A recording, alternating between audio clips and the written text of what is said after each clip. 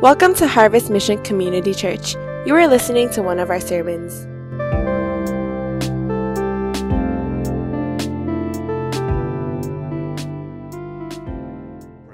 So as I've been trying to prepare this, because there's so much information, what I decided to do, and Pastor Bo and I were going to try to do this, we divided their lives into 3 sections. And so this is how we're going to present their character and who they are and the impact that they've made on missions and world evangelization.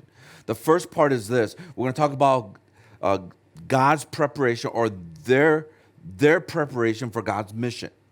What was God doing? I'm going to look at some of their early years. And it just doesn't even seem like they were going to be missionaries, let alone these famous missionaries. But just looking at some of their average, ordinary things, their experiences in life that actually shaped them to where they are or where they were at that point when they passed away. And that's why I want to encourage you in that first section. I pray that you will start reflecting on your life. What are some of the things that I'm doing right now that just seems mundane and just seems as if, God, what is it that you're doing? Some of you who are going through pain and struggles and difficulties and whatever else you're facing in your life, that you will get a glimpse that actually God can use some of these things later on that you do not know now, but later on for something that is incredible. This is where you need faith to believe.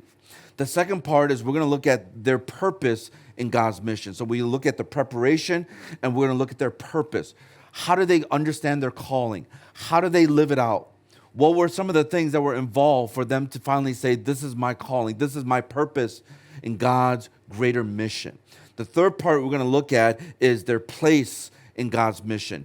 We're going to talk about their legacy. What did they leave behind?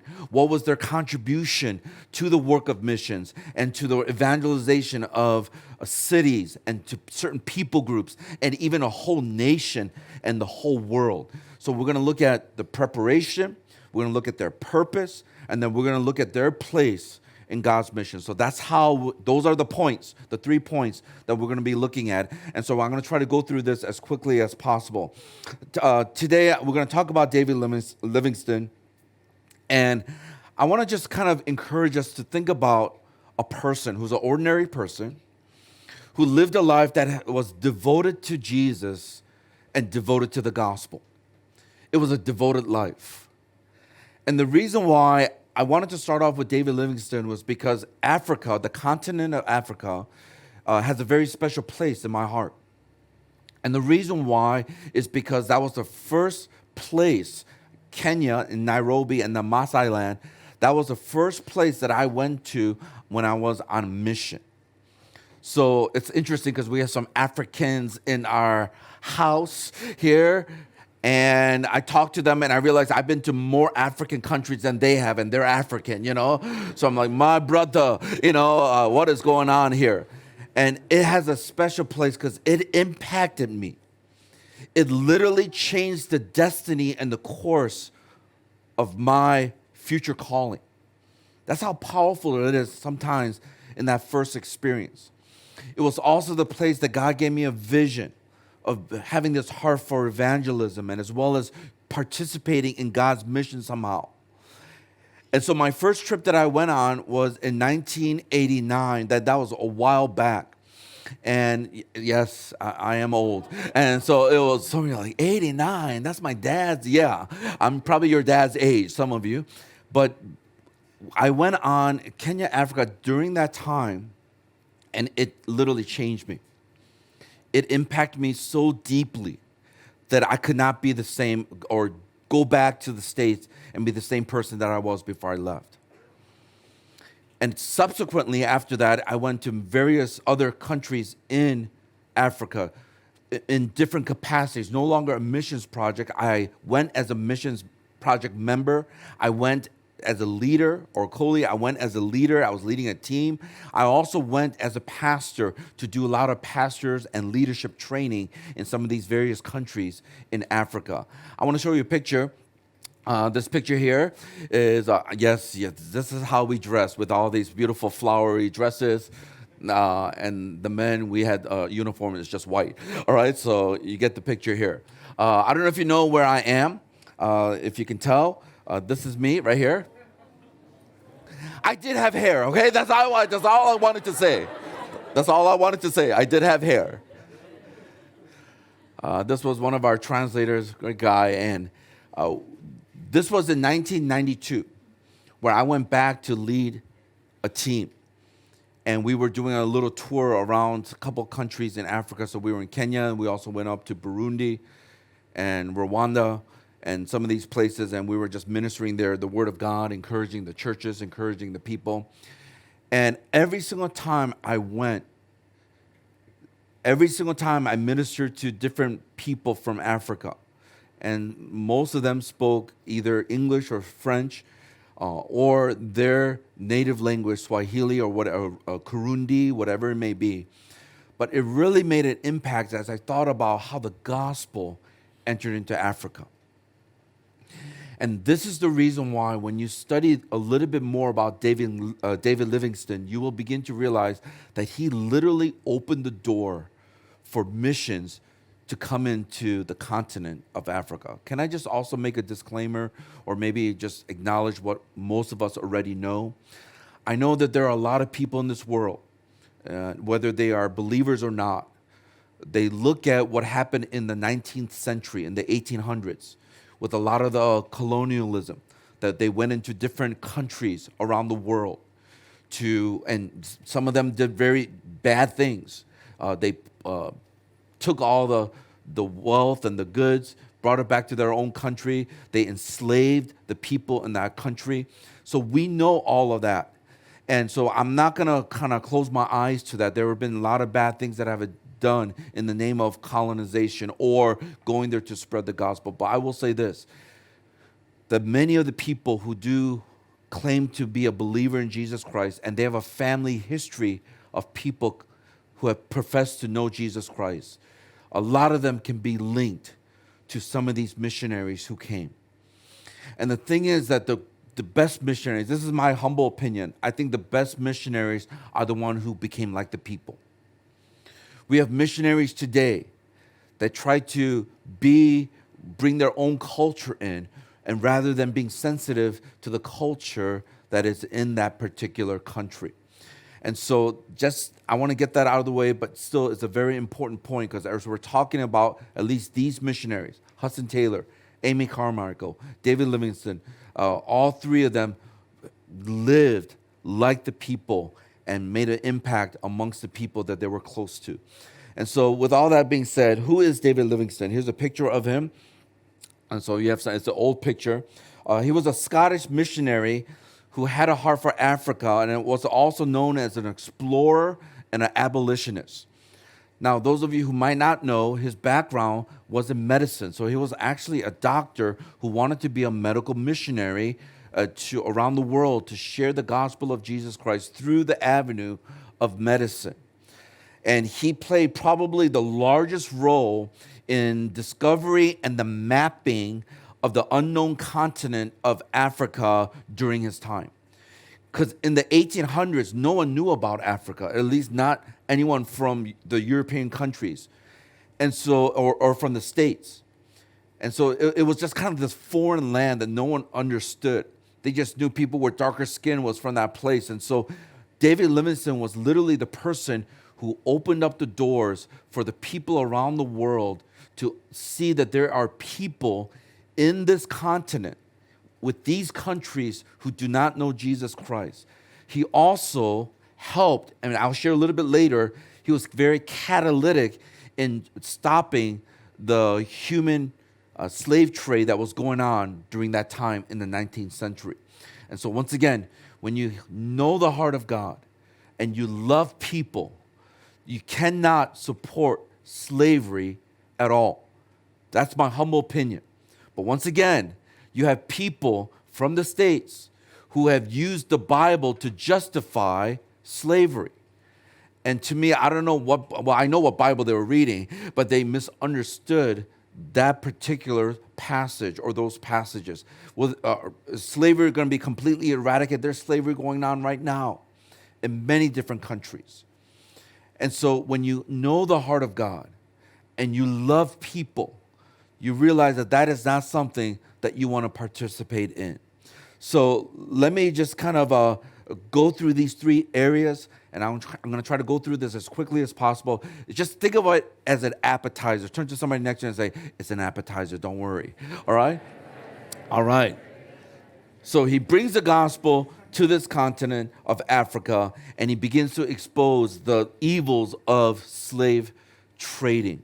So let me give us the one thing. The one thing that I want you to just remember, even as you leave this place, is simply this. The one thing is, a Christ-centered devotion fuels our mission conviction. That a Christ-centered devotion, as you are devoted to Christ with your whole life, it will literally fuel, it will be the catalyst for this mission conviction that you are saying that I want to be a part of God's mission. To those of you who are not part of God's mission, part of it is ignorance, but also it's because you are devoted to other things. You love the things of this world. You love other things apart from Christ. Or you love Christ and these other things. And that's why right now you are struggling with idolatry in your life. But when you have a Christ-centered devotion where your whole life is centered around Him, then I'm telling you, you don't even have to try. Your heart will begin to burn for this mission conviction that every single person should have an opportunity to hear the gospel of Jesus Christ. And because there are still people who are dying every single day without hearing the gospel of Jesus Christ, we say, here am I, Lord, send me. Send me to my campus. Send me to my workplace. Send me to my neighborhood. Send me to my family. Whoever it is amongst my friend groups, send me because I want to share the love of Jesus Christ. So let's go ahead and look at the life of David Livingston and how a Christ-centered devotion fuels our mission conviction. The first thing is this. Let's look at David Livingston's preparation for God's mission. As many of you know, and I think all of us can confess, that our background and our upbringing plays such an important part of who we are right now and who we might become. We just have to accept the fact. Now, please don't misunderstand me. I'm not saying that if you grew up in a certain kind of environment and that was not good, that you're stuck. That's your lot in life. I don't believe that's the case, especially if you are a follower of Jesus Christ. Can I get a good amen to that? If you have been saved, loved by God, forgiven of your sins, your shame, your guilt has been taken away. Your hope now is in Christ, in the eternity that your life, if you were to die, that you will spend the rest of eternity with Jesus Christ. With this eternal hope, I believe no matter what kind of background, what kind of abuses you have experienced, what traumatic things that you have gone through in your life, that God can redeem it for His glory and for something greater. I believe that with all my heart. That's why I continue to preach this gospel message, because I believe it, because it's transformed my life and the kind of upbringing that I went through. And by God's grace, I am who I am today because of Him and because of the gospel. In fact, studies have shown that if you come from a family where both of your parents went to university, the likelihood of you going to university is higher. It's just studies, and they have done research time and time again.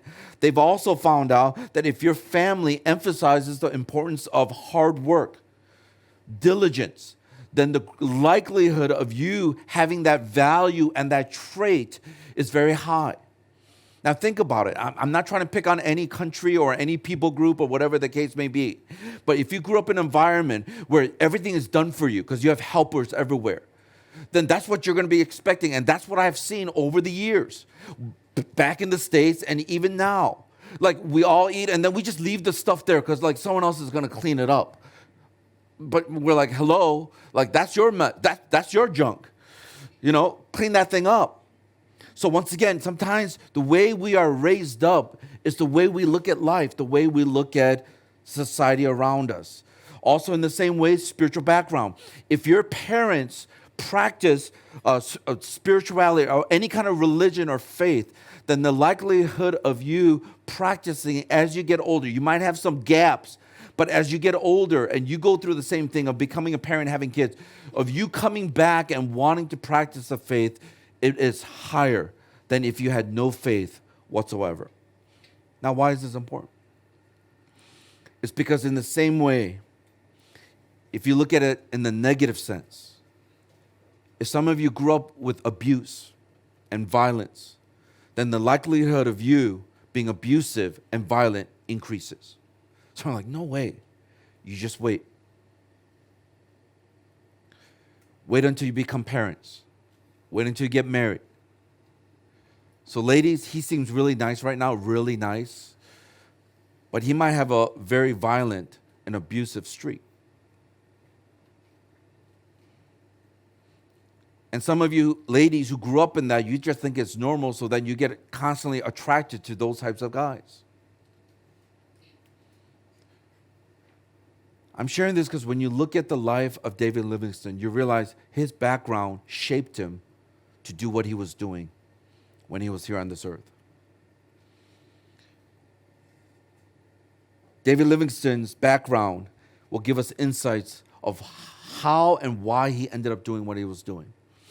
Let me talk about a couple principles to keep in mind as we look at his background. First is this: God always prepares his servant. Come on, can everyone say that with me? Let's say this together. It's that God always prepares his servants. David Livingston was born in March 19th, 1813 in Blantyre, Scotland. He grew up with other siblings in a single-room house. Think about it. Here's a picture. I don't know if you can see it. It's a very old picture, but it's a single-room house that they grew up in. And because due to his family's financial situation, David Livingston began to work at a local cotton mill at 10 years old. Child labor, right? I mean, they had to. They had nothing, so they had to have everyone work. So ever since he was 10 years old, I want you to think about, here's his background. This is the preparation that God is doing something, even though some of those things might not be now really accepted. But at 10 years old, in a single room house where he lived with these siblings and his parents, he started working at this mill. And guess what? He worked close to 12 hours a day at 10 years old. Then some of you are like, how about school? Oh yeah, he did that after he came out of work from 6 to 8. So we're talking about 14-hour days as a 10-year-old, all the way throughout high school level, if you want to look at it. And what happened was that this really began to build the sense of perseverance and character in the sense of just diligence, just hard work. He ended up studying hard, and eventually he got into university, and he studied medicine in 1836 because he had this dream of going into medicine to do something to help people. A lot of it was just the way he was raised up. He was so curious. He always wanted to know what was going on around him. And so in that curiosity, he started discovering different things about the sciences. And so he was interested in maybe using medicine to help people. And it was through this experience that David Livingston began to understand that hard work and perseverance is a very important trait to do mission. Can I just ask us as I pause here, what are some of the things that you're going through right now in your life? What are some of the difficulties that just seem overwhelming and just you cannot bear it anymore? Some of you are even looking at other people. Man, their life is so easy. They have a lot of money, a lot of resources. It just seems like they have a certain kind of personality. And you're thinking to yourself, why did I grow up the way I did? Why am I the way I am right now? Some of you in this room struggle with mental health, anxiety disorders. Some of you probably had some suicidal thoughts. Some of you have such low self-esteem that you're just wondering, does anyone really care?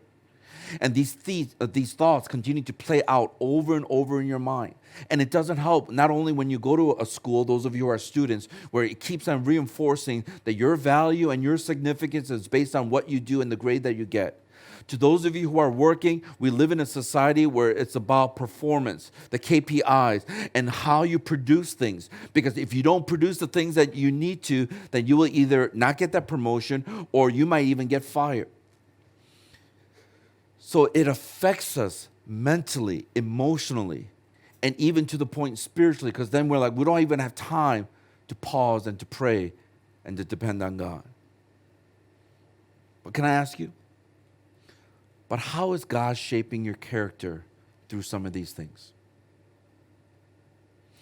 How is God revealing some of those deeper idols and issues of your heart that you have not even touched for years? How is this particular event in your life that you're going through, your struggle, what is he showing you about you? What is he showing you about God? In terms of Livingstone's spiritual life, he was born to religious parents. So at a young age, he was trained in the ways of the Lord. But it was interesting, like most kids, he didn't like the Bible, and he didn't like his religious aspect of Christianity, which I thought was interesting.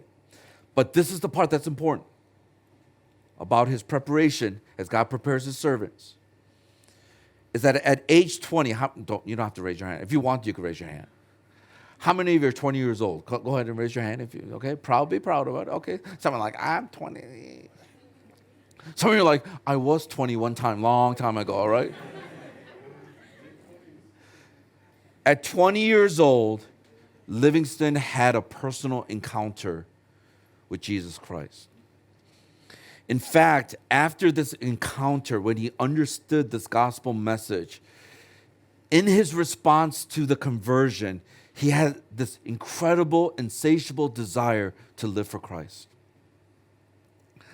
Listen to what he said after some time, after some moments after receiving Christ. He says this: I saw the duty and the inestimable privilege to accept salvation by Christ, humbly believing that through sovereign mercy and grace, I have been able to do so, and having felt in some measure its effect on my still depraved and deceitful heart, it is my desire to show my attachment to the cause of him who died for me by henceforth devoting my life to his service. Like, this guy got it. It doesn't mean that you understand everything about God, but he got it enough where he realized that what Jesus did for him was beyond what he could do for himself. That he knew that he was so depraved and so deceitful in his heart that he could not save himself.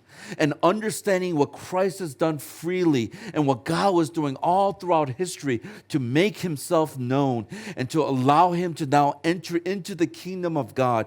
It says here, there is nothing that I can offer to him besides attaching myself to the service of my King and to this kingdom. I want you to think about that for a second.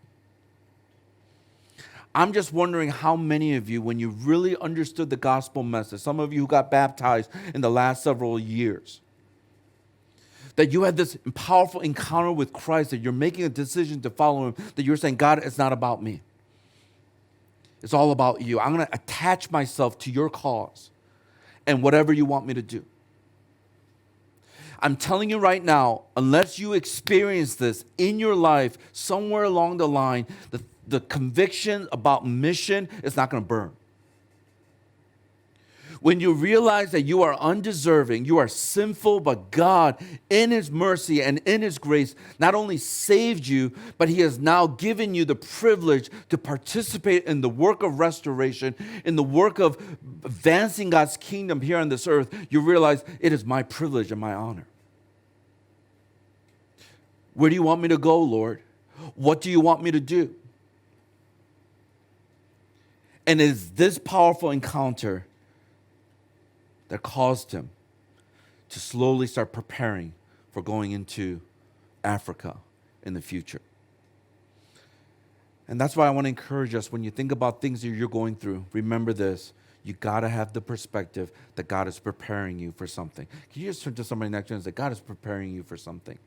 That God is preparing you for something. Psalm 78, verse 70 through 72. Listen to what it says in the NIV. Read the yellow sections with me. This is King David now. And you know King David in the Bible, what he did. And listen to what it says. It says, he chose David his servant and took him from the sheep pens. From what? Tending the sheep. He brought him to be the shepherd of his people, Jacob of Israel, his inheritance. And David shepherded them with integrity of heart. With skillful hands, he led them. So what do we see here? When he was young, he was tending sheep. Because what God was preparing was that he was going to be a shepherd for the people of Israel. Learning how to look after sheep, taking care of them, loving them, guiding them. It's the same skill set that you're going to need, even though there's a reason why Jesus used that people and sheep are similar. Whenever one sheep decides to jump off the cliff, everyone just follows. No one thinks twice. Just like Asia, right? Just follow. Anyway, back comment. Erase that. Okay, think. And so what David realized is that God was actually preparing me. By me tending the sheep in the sheep pen, he was getting me ready to be the shepherd of Israel, and with skillful hands. You don't get skillful hands overnight. Skillful hands comes through practice. Once again, I'm going to ask questions. It's all rhetorical because you don't want to look guilty. I remember playing some of the video games with my kids. I'm a mess with those shooting games. When I say a mess, it's not like I'm destroying everybody. I'm a mess because my thing goes up, the gun goes up, and I'm firing here. I don't hit anybody. And my kids, my boys would be like, Dad. And I'm like, I'm trying. Can we just go back to Pac-Man and, Tetris and those simple things like that? But like when I see some of you and when I saw my kids when they were playing it, they were just like, and I'm like, wow, those hands.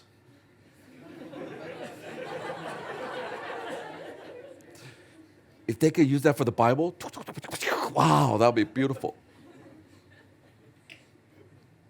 Skillful hands come through practice. So here is David Livingston. At a young age, God was preparing him as he went through different things growing up. Another thing I want you to notice as we're talking about the preparation of David Livingston is that God not only prepares his servant, but he always provides for his servant. If God has something for you to do, he's going to provide for you. How many of you believe that? Can I get a good amen to that? Amen. He is not going to call you to do something that he is not preparing you and equipping you to do. Because then you're going to trust in yourself. You're going to try to do things. God is the God who is a God of provision. So if he gives us a vision, he will provide the provisions because he is always for his vision. So if God is calling you to do something, you sense that he's calling you to do something, he is going to equip you and provide things for you so that you can actually do it. You might not see it right now, but he's going to provide those things for you. There were two incidences in his life that played such an important role in his preparation and anticipating doing missions in Africa. The first incident came through a person named Karl Gustloff. He was a German missionary who went to China. Now listen to me carefully. You have to see how God is writing the story. When David Livingston interacted with him, he heard the stories of China, and one of the best ways to go there is through medicine as a doctor, medical doctor. And so what happened was that he was doing medical missions in 1834, and that's when David Livingston decided, you know what, I'm going to go to med school. So I want you to try to understand his story of preparation. Listen to me. That God, with his great seeing time in past, present, future all at once, God was going to use him in Africa. God knew that. In his sovereignty, in his providence, then he provides everything that David Livingston needed to get there. So what does he do? He brings this German missionary to his life, who then begins to share about China and being a medical missionary. So he signs up to go into medical school in 1836 or 1834. Then in 1840, he received his medical degree. He also got ordained as a clergy, as a pastor, a minister. And then he was accepted by the London Missionary Society to go to China as a missionary. So check this out. He hears a story. He gets inspired, convinced that he's going to go to China, but he's going to do it as a medical mission, as a medical doctor, and do missions that way. And then he gets ordained. And then he gets accepted to this mission agency. He's all ready to go. But guess what happens? In the 1800s, the Opium Wars. So if you know your history, you realize that during the Opium Wars, it put an end to his dreams of going to China.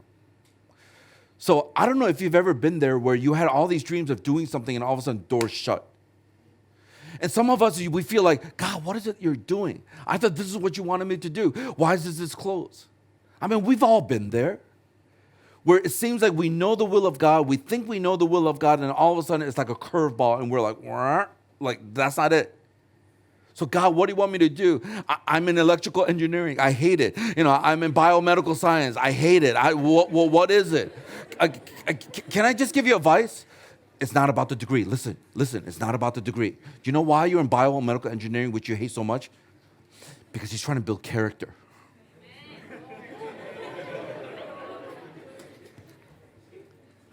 That's one thing good about Asia. In America, you could switch majors just like that. But in Asia, you can't. Which I think is very ironic.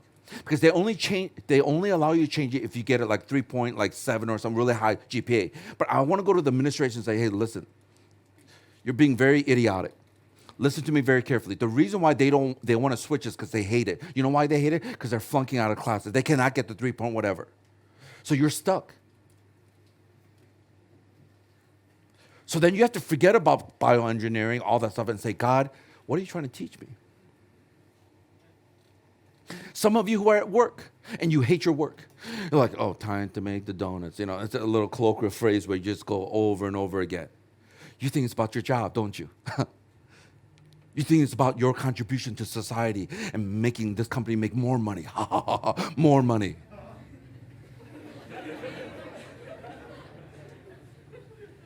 But you know what? It's not. It's really about you in this sense. He's trying to break you to teach you how to be faithful and to learn how to do things that even though you don't feel passionate about, to be able to do it because it's building your character, because you need it, because 20 years from now, you're going to do something that you're going to need this as a preparation to get there. This is why you need the perspective and to be able to say, God, show me. So here he is. I'm going to be a medical doctor because I got inspired by this German missionary. And then I'm going to go to China. And the opium wars hit. And you realize, forget that dream. I'm not going to be able to go to China because there's a war that's going on. And this is where God provides. In the midst of trying to decide, God, what do you want me to do? He meets this man named Robert Moffat. Now, some of you might not know him, but he is a Scottish missionary who was a missionary to Africa. And Moffat convinced Livingstone of going to Africa instead of China because of the incredible need. In fact, Robert Moffat shared this. He said, try to picture this, David. He says, try to picture this. He says that sometimes, seen in the morning sun, the smoke of 1,000 villages where no missionary has ever been. That's the quote. What he was saying is like, David Livingstone, listen to me. China is great. But I'm telling you, come to Africa, because as the morning sun rises, there are smoke-filled, these huts of villages, thousands of them, hundreds of thousands of them, of people who have never heard of the gospel of Jesus Christ. This moved David Livingston, and he decided, okay, I'm going to go to Africa. After saying his goodbyes to his family, David Livingstone set sail for South Africa at the end of 1840, and he arrived in Cape Town after a 3-month journey. Can you imagine? We can get there in about, 12 hours or so? But literally a 3-month journey on a boat. He arrived in Africa finally in March 14th, 1841. You have to remember that God uses people and different situations to bring us to where he wants us to be. Some of you know why you didn't get into that school that you applied for? Do you know why? Because he wanted you to be right here. And why in Hong Kong? Because he wanted you to be a part of our church. Oh, that's why I didn't get to Harvard. Yes. That's why I didn't get to Cambridge. Yes. That's why I couldn't get that job. That's why I couldn't get that internship. Because he wants you where he wants you to be, because he's preparing you for something that's great. Let's go ahead and go quickly to the second part. So we talked about Livingstone's preparation for God's mission. I want to talk about his purpose. What did he do in Africa? I think so often we try to discover God's purpose for our lives. And let me tell you, this is the problem with many of us. And I found it to be true in my life as well. Is that we on one hand, we falsely assume that God's going to appear to us enlightening and in a deep voice. Hello, Seth, this is God. God, is that you? Yes, it is. How are you? I'm doing fine, God. What do you want me to do? Like somehow we think that God's going to like speak to us in this audible voice, and he might. I'm not discrediting that. He might use different things. He might use lightning. He might use, I don't know, just a heart. He might use something to help you to realize this is my will. Other times you're not going to know, but it's a discovery as you take one step of faith, take another step of faith, take another step of faith, and you begin to realize, oh, I see now. This is where he wants me to go. And the other problem that I see with this whole situation of finding God's will is that your purpose in life oftentimes is not about you. It's about you in the sense where God will use you, God will bring things about, but ultimately it's for his glory. So many of you are so caught up on what am I going to do? What is he calling me to do? That you forget that what is he calling the believers, the church, our life group? What is he calling? What is his purpose on this campus, in the city, in my workplace, in my family, in my neighborhood? Because it's almost like this little kid crying and wanting something, and God's not going to give you things that are going to be unhealthy for you. There are several things that David Livingston had to go through to fulfill his purpose and mission. I want to talk about two things really quickly here. The challenge of his calling. When God calls you to do something, it will always get challenged. Somebody say challenged.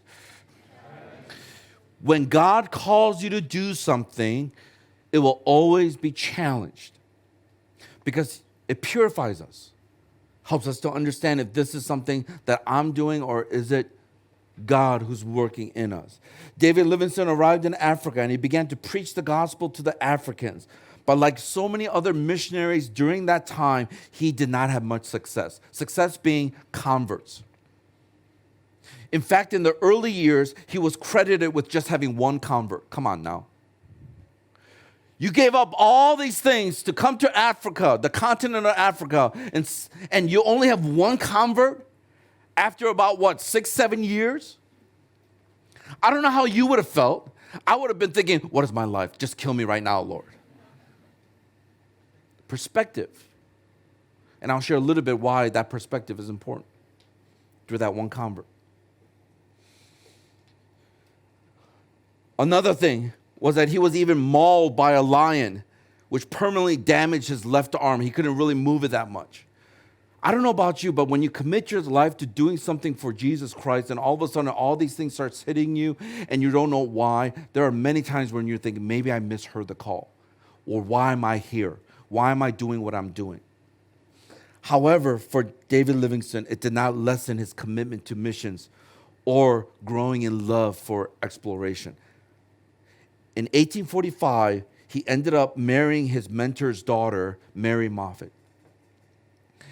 And as he started living in Africa, starting his life with his family and kept on going on, one of the things is that his family was hit by a serious illness that he had to send his wife and his children back to the UK for medical attention. But he ended up staying behind. And during the time that he was staying behind, once again, you could be thinking, well, God, why is this happening to my family? Why are all these things happening? Why? I'm giving my life to you. I'm trying to serve you. All these things are happening. But as he remained behind, you know what he started doing?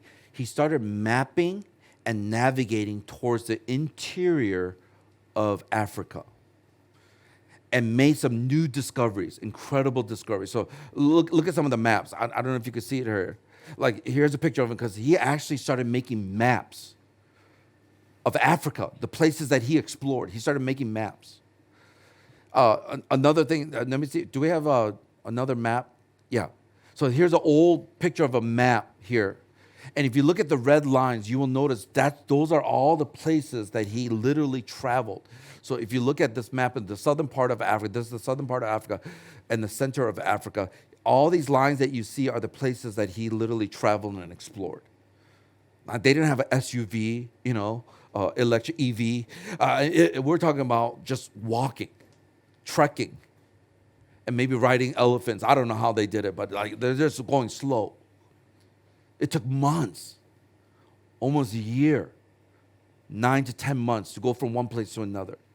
Here's another map that will help you to see it more clearly. The most significant part that I thought I found, I don't really like maps, but I was studying them. I'm like, this is really fascinating. The one trip that he made that was very important was from here, the purple one, all the way over here, and it went back. Why is that important? He literally went from West Coast to East Coast. And I'll explain a little bit why later about why that trip was significant. But here's some maps that he drew out and he made as he got further into. And guess what? He was the first non-African to discover, as it is now affectionately known as, Victoria Falls. Here's a couple pictures. I don't know if you've heard or seen Victoria Falls. That's probably one of the most beautiful falls in all of the world. This is just a close-up view of these incredible falls. But then watch these from the zoomed out picture. It's amazing how these waters just from different parts of Africa comes down, and it's just these falls. I mean, you're like this big. You're like a dot. You're like this dot right here, or smaller than this dot. It's phenomenal. I would love to visit one of these days. So he went to places where non-Africans have never been to, all because of situations that began to change and challenging the things that he was going through at this moment.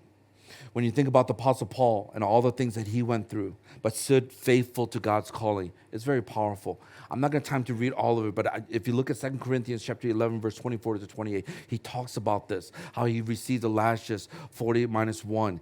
And then he talked about how he was beaten 3 times with the rod. He was also talking about he was shipwrecked day and night. He was adrift in the sea. And through all the dangers, through the rivers and over the mountains and the hills we go, all that kind of stuff. As he went through the difficulties of life, sleepless nights, the hunger and the thirst, you realize that this man was still focused on the mission, regardless of the challenges. Can I just ask us, I'm wondering how many of you, as many of you claim to be followers of Jesus Christ, at the first sign of a trial or difficulty, you just give up.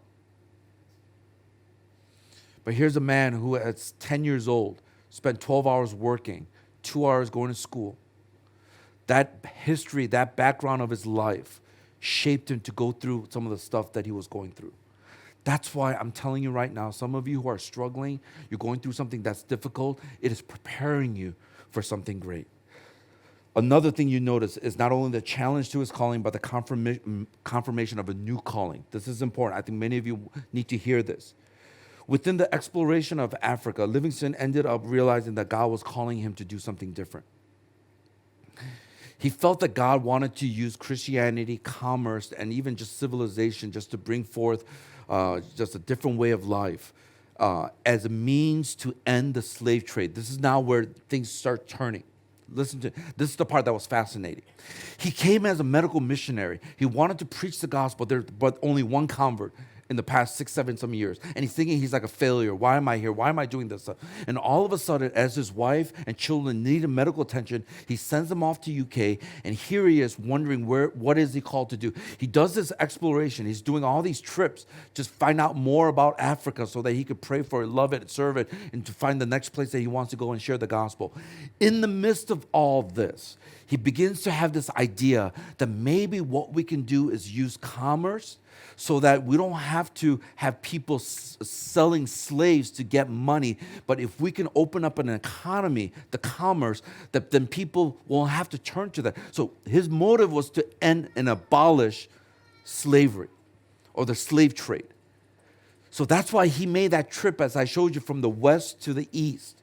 because it was through that waterway where the Portuguese and some of these other people who came, the Turks, the Middle Eastern people, they came and they used that waterway to export and import slaves. So that's why David Livingston was going through this route. As he went through it, he realized, wait a minute, to get rid of the slave trade, we should just try to increase the economy here in the continent of Africa, which I thought was brilliant. So as he's doing this, you will notice that he now doesn't become this preacher per se, but he's an explorer. And if you look at the history books, you realize he was one of the greatest explorers during the 19th century. He began to face some obstacles. Once again, when there's a new calling or any calling, there's challenges. In 1857, Livingstone left his missionary organization due to this calling to explore more of Africa and to abolish slavery. And one of his 3-year trips, it took 3 years on this trip, we noticed that in this river, it was the major waterway for the slavery. I don't know, do I have a picture of that map? I don't know if we do. Yeah, that one right here, the purple line. And through that, what happened was that his wife ended up getting malaria, and she ended up dying. I don't know about you, but sometimes you sit there and you're thinking, wait a minute, God, I'm trying to serve you. I'm trying to do this. I left the comforts of England, and I'm here. He loses his wife, a big blow and a challenge to his faith. But this is where he pivots, and he begins to change and make it now, I'm going to solely focus on getting rid of this evil in society. As we fast forward quickly here, one of the things that we begin to see is that he gets ill towards the end of his life, and he disappeared for almost 6 years. Well, that's what it seemed like. And people, because by this time, he was world renowned at that time. And so later, there was an American explorer and journalist named Henry Stanley, and he went into this western part of Tanzania. And here's a picture. I thought this was a really funny picture. USA, USA. I mean, why are you carrying a U.S. flag? Anyway, so here they are, and they meet. And this person, Henry Stanley, is trying to convince David Livingston to come back with him. Don't stay here. You lost your wife. Look at you. You're ill. You're sick, because he brought some medicine for him. And David Livingston says this. He says, I shall open up a path into the interior or perish. Kind of sounds like Esther. If I perish, I perish. Pretty much what he was saying is, this is my life calling. I'm going to continue to preach the gospel, but one of the things I'm going to do is I'm going to abolish slavery, the slave trade. And that's what he was committed to.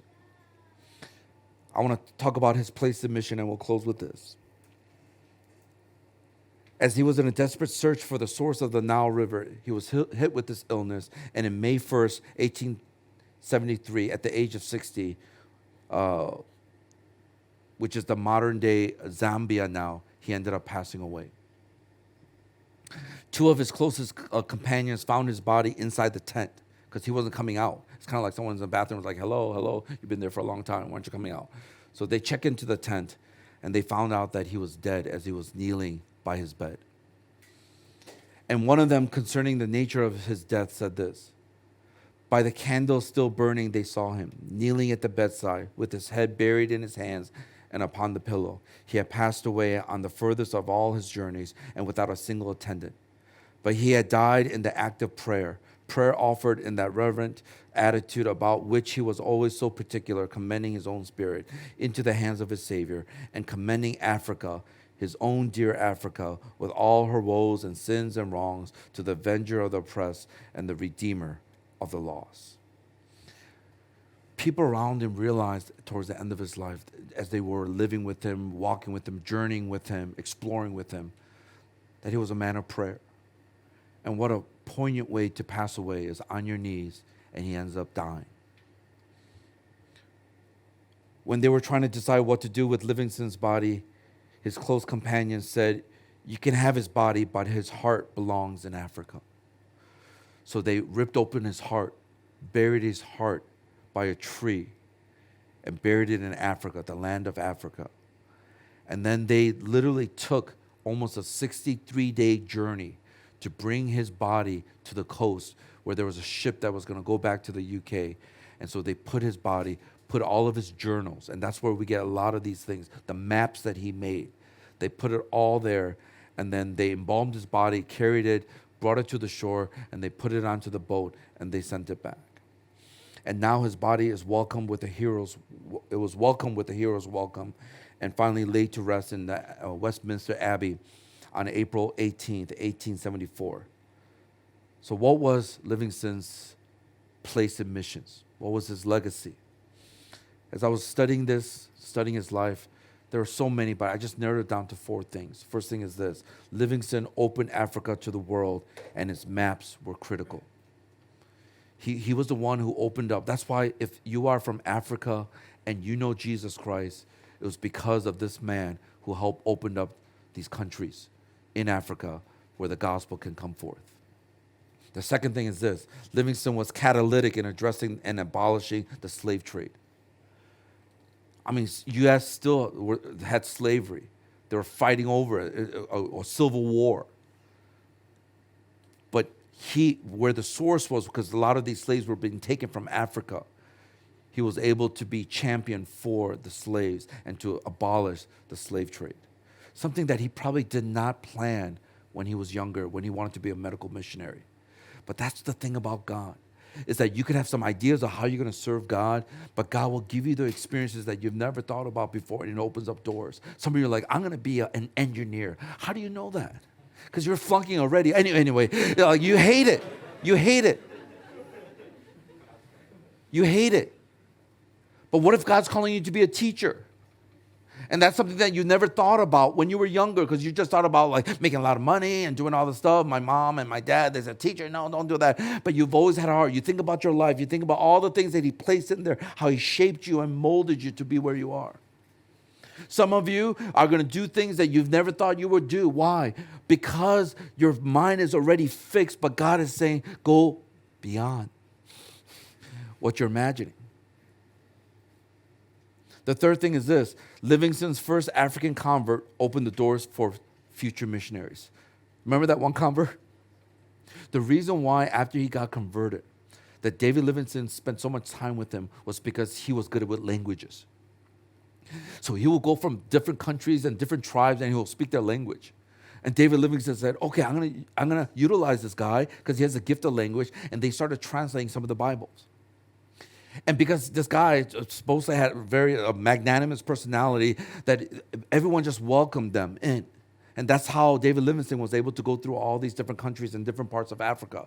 This one convert that took so many years, and after that, who knows how many converts that David Livingston saw. But through this one convert, that it opened doors for other missionaries in the future to come. And he became the gatekeeper to open up those opportunities. Who would have imagined? Would you rather have 10,000 people come to know Jesus Christ and they do nothing?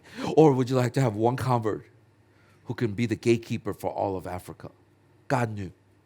And he was able to trust in God for that. And fourth and last thing is this: that Livingston inspired a new generation of missionaries. He literally started up a lot of university clubs and societies where people were catching the vision of reaching the gospel, with the gospel of Jesus Christ, to the land of Africa, the continent of Africa. And he realized university students were so important to the vision of reaching and Great Commission in Africa. That's why he spoke to university students all the time. He encouraged them to become doctors. He encouraged them to become engineers and explorers, to go out and share the gospel of Jesus Christ. The tombstone of David Livingston reads this, and this is at the Westminster Abbey. It says this. Do we have a picture of it? Yeah. It says, brought by faithful hands over land and sea, here rests David Livingston, missionary, traveler, philanthropist, born March 19th, 1813, at Blantyre, Lancashire, died May 1st, 1873, at Chitambo village, Ulala. For 30 years, his life was spent in an unwearied effort to evangelize the native races, to explore the undiscovered secrets, to abolish the desolating slave trade of Central Africa, where with his last words he wrote, all I can add in my solitude is, may his rich blessings come down on everyone, American, English, or Turk, who will help to heal this open sore of the world. The part that I like, which I didn't realize until I was reading some other things, is that on this tombstone, right along the left edges, is a Bible verse. John chapter 16, John chapter 10, verse 16. And it says this, other sheep I have, which are not of this fold. Them also I must bring, and they shall hear my voice. That is what drove him, that there were so many people in Africa who did not know Jesus Christ, that he laid down his life so that they could hear. David Livingston, in his journal, which was just one entry of many, and I thought this was so awesome, and I want to close with this thought. It says this, I place no value on anything I have or may possess except in relation to the kingdom of Christ. If anything will advance the interests of the kingdom, it shall be given away or kept only as by giving or keeping it I shall promote the glory of him to whom I owe all my hopes in time and eternity. I think that summarizes his life. His place in God's mission was that he literally opened the door for Africa. And he says, my whole life, everything that I have, it is a devotion to you. That's why, as I shared, a Christ-centered devotion fuels our mission conviction. Some of you might be sitting there and now what? I don't think I could ever be someone like David Livingston. And I want to just say and stop you right there and say, I believe you can. It's going to look different, but I believe you can. Let me help you to see it in a couple ways. First of all is this. Be faithful in your calling right now because God is preparing you. Students, I know study sucks. I know you're thinking, why? How will organic chemistry save lives? How will this electrical class help me? Well, it might help you later. If you're on the mission field, you have to put things together, but you just never know. Just accept the fact that you just don't know, but God knows. That's why be faithful to your calling as a student. To those of you who are working, be faithful to your calling as in the workplace. Why? Because what if God, for in his infinite wisdom, put you there because 5-10 years down the line, you're going to go up the corporate ladder. And you're going to have a lot of power and abilities to help bless people and influence people. Right now, you don't feel like it because it just seems like you have a horrible boss, you have a horrible manager. Be faithful. And in fact, God might be actually shaping you, preparing you for something like that. The second thing is this. Be focused on Christ's cause in order to find your purpose. You will not find your purpose by looking at yourself. Can I get a good amen to that? Amen? You got to believe me in this. Some of you who are still struggling to find God's purpose for your life, I bet you if I were to sit down with you, I could pick apart areas of your life where your focus is on yourself. Stop focusing on yourself because you cannot find the answer within yourself. This is the problem. It's our hearts. We're sinful by nature.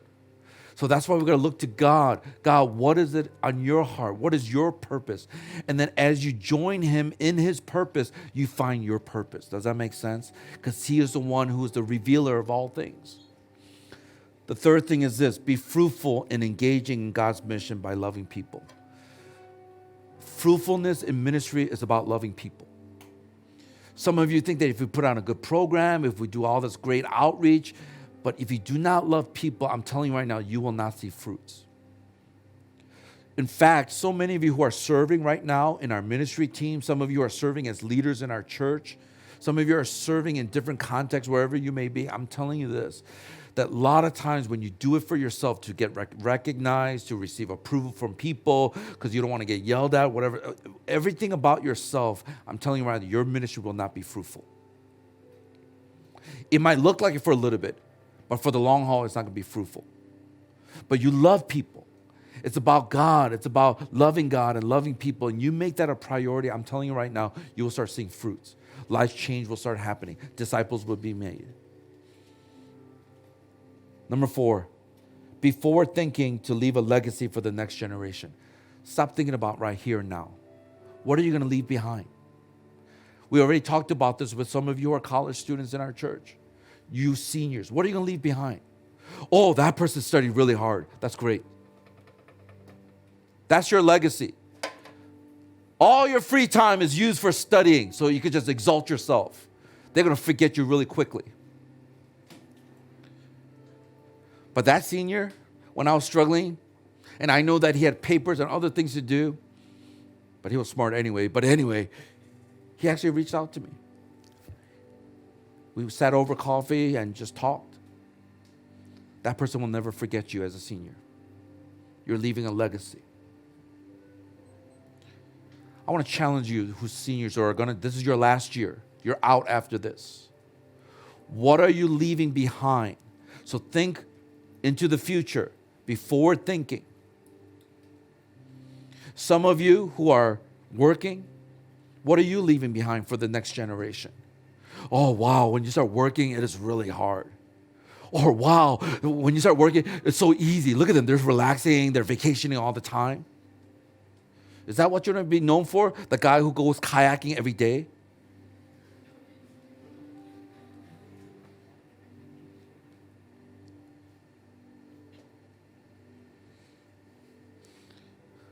Now, if you're kayaking and evangelizing to the fish, maybe it's different, but right? A teaching moment about how to be a fisherman or a fisher of people. That could be a teaching moment. What do you want to be known? Oh, that person always put a lot of OT. Because it's all about you. They're going to forget you really quickly when you make it about you. But when you're impacting people's lives because you're spending some of your resources to bless that person, or you found out there's a need, there's someone who's struggling, that they don't have enough resources to pay for their rent, and you somehow gather other people, and then you slip that in without them knowing. They don't know who it came from, but it's from God. And when their lives are touched in that way, they will never be the same again. Then they're spreading that generosity to other people. That's how you leave a legacy. Prayer. Do they remember it? Man, that person was a prayer warrior. Whenever I needed prayer, I would always ask them. They would pray for me. It was powerful. All the times, those prayers came true. And lastly, be full of faith and do something bigger than yourself. We all have one life. And one thing that is 100% true, we're all going to die one day.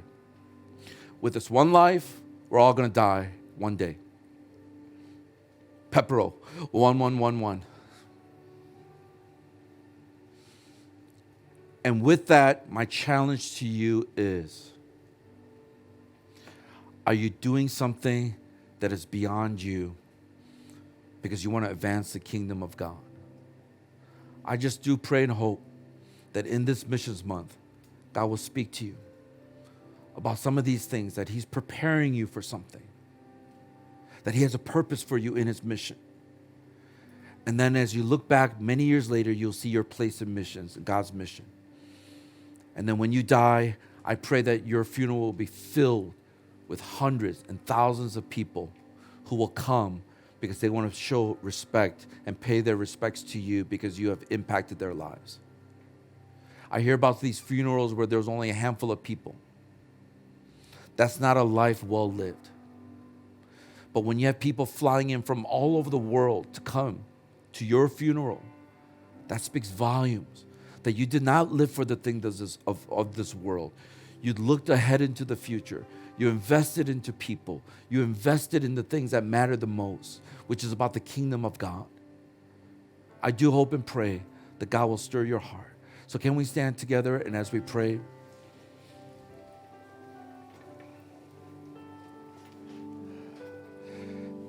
thank you for being patient. I know the message is a little bit longer than normal. Like I said, there's so much to glean from these incredible missionaries. I'm just going to ask you to guard your heart, because some of us will say, like, I can never do that. Have you ever seen those television interviews, the newscasters, where this guy ends up like saving this person who's being robbed, or this person who jumps into the fire and rescues that child or that dog, whatever? And they're like, oh, you're a hero. What do they say? Do you know? I'm not a hero, you know? Sometimes they go, I don't know what got into me. I just did it.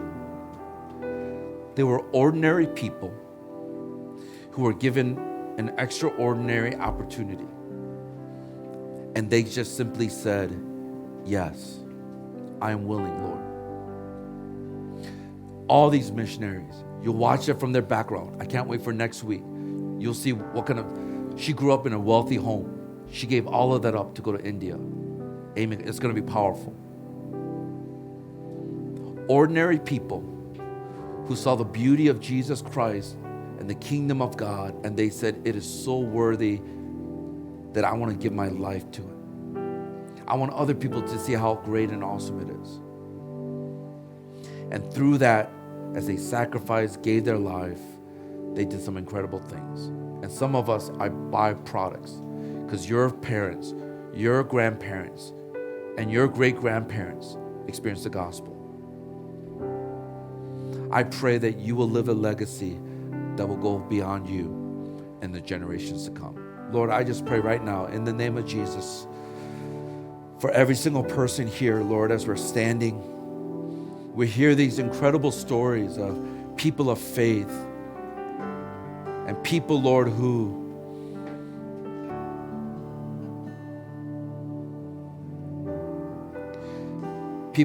live their lives in obedience to you.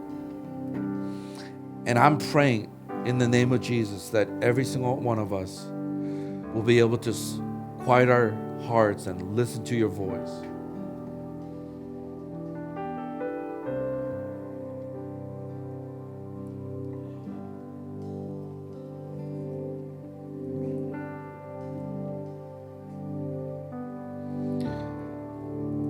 I just feel like let the Holy Spirit kind of speak to you right now.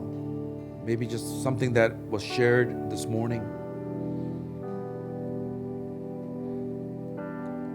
I feel like he wants to put something in your heart right now.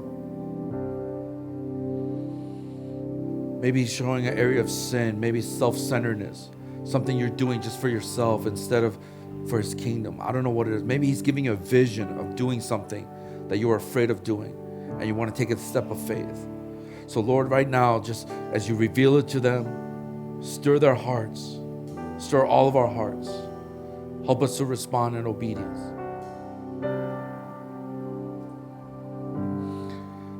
Will you this week see your classroom, your dorm room, your workplace with your co-workers and your managers, in your families, in your neighborhoods, as the mission field?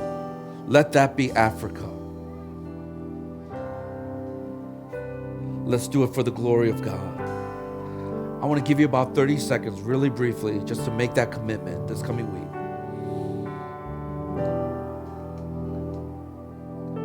And let's just let our prayers reverberate just throughout this room. Let's just lift your voices just loud enough to hear yourself. And let's pray, God, may I be Christ-centered in my devotion so that it will fuel this mission conviction to love you, to love people. Just send me anywhere and I will go. Come on, let's just begin to lift our voices, begin to pray.